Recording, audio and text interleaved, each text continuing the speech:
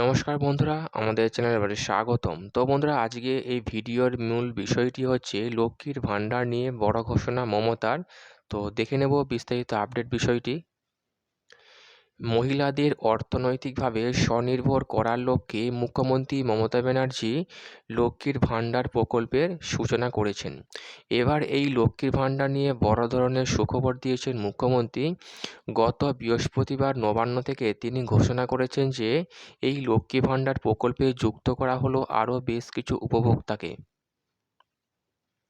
তো বন্ধুরা, বিস্তারিত আপডেটটি আলোচনা করার আগে বলে রাখি, যে সকল বন্ধুরা আমাদের চ্যানেলে নতুন, আমাদের চ্যানেলটি পাশে সাবস্ক্রাইব করার পর পাশে যে বেল আইকন সেটিও প্রেস করবেন। লেটেস্ট ভিডিও আপডেটগুলি সবার আগে পেয়ে যাবেন।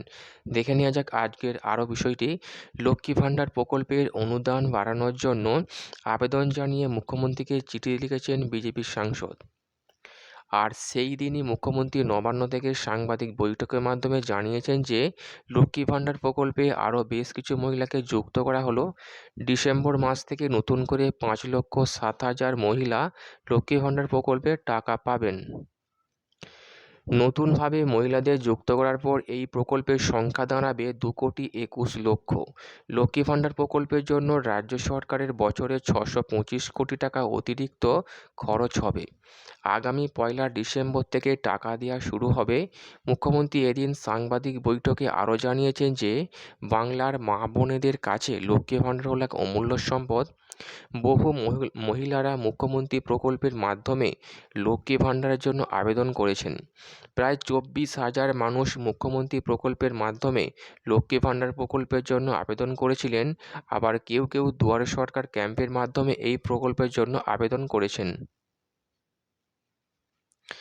সর্বমোট প্রায় 5,07,000 মহিলাকে নতুন করে এই প্রকল্পের টাকা দেওয়া হবে।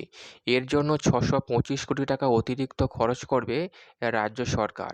মুখ্যমন্ত্রী আরও বলেছেন যে অন্য রাজ্যে প্রকল্পের জন্য নানা শর্ত থাকলেও বাংলার লক্ষ্মী ভাণ্ডারের জন্য কোনো শর্ত নেই। একটি পরিবারে 4 জন মহিলা থাকলে 4 জনই এই প্রকল্পের আওতায় আসতে পারবেন। সংরক্ষণ শ্রেণীর মহিলারা 1,250 টাকা করে আর্থিক সহায়তা পান। অপরদিকে অসংরক্ষিত শ্রেণীর মহিলারা আগে 500 টাকা পেলেও বাংলার মতো আর্থিক সহায়তার পরিমাণ অন্য রাজ্যে দেওয়া হয় না বললেই চলে। বিধবা ভাতার জন্য রাজ্যের মহিলাদের আবেদন করতে হবে না। 60 বছর বয়স হলে স্বাভাবিকভাবেই তা হয়ে যাবে।